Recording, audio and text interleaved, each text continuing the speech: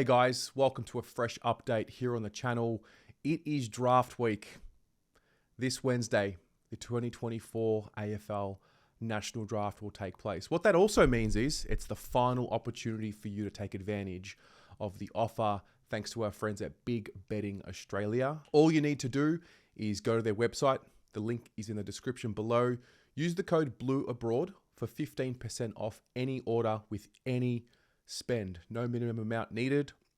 You'll also get free shipping, and this offer will end this week, Friday, close of business. So make the most of it.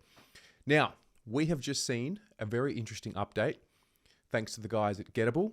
That's Cal Toomey and Riley Beveridge. And they had a brief discussion with Sid Draper, who is a prospect that is really in the attention span of all of us. He's one of a couple of names that we've spoken about over this draft period who could be coming to Carlton. We've all seen his highlights. We like his speed, we like his burst, and we like his story. And there were a few bits and pieces of information revealed here, including, the secret meeting with Vossi, which is now no longer a secret.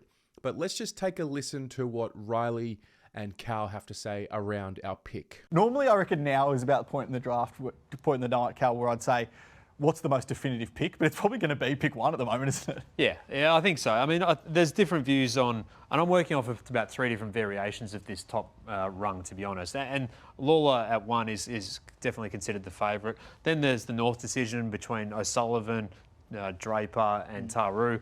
Carlton, I think, will grab one of the midfielders if it's Smith, Draper or O'Sullivan, should it be that way. It could well be a call between Draper and Smith. Smith's been the favourite for a fair way then. Adelaide could have a decision to make between Draper and Langford, which would be a really tight call and a tough call because the local in Sid Draper brings some real speed and verve to their midfield mix, whereas Langford's speed's not his strength, but his strength is his strength. He's a beast. He's a beast he's a mean machine. He marks well above his head. He kicks goals. He does it regularly and just had such a consistent and great year. So, yeah, I think that's going to be a really tight call. And that'll shape the next little bit because if they don't take Draper here, then he could get to here at St Kilda. But if they take Langford here, then that sort of follows a little bit of a trend for the next little bit. So that would bring in Alex Taru into the conversation at Melbourne. Obviously, one of the midfielders, if O'Sullivan or Langford would be there for the Ds, that'd be right in the mix. Then the Tigers, So then we turn our attention to the chat that they had with Sid Draper. Now, this is what Sid had to say about meeting Michael Voss. So Michael Voss came over for a visit recently. What did you have a chat with him about, and how was that having a good conversation with a legend of the game?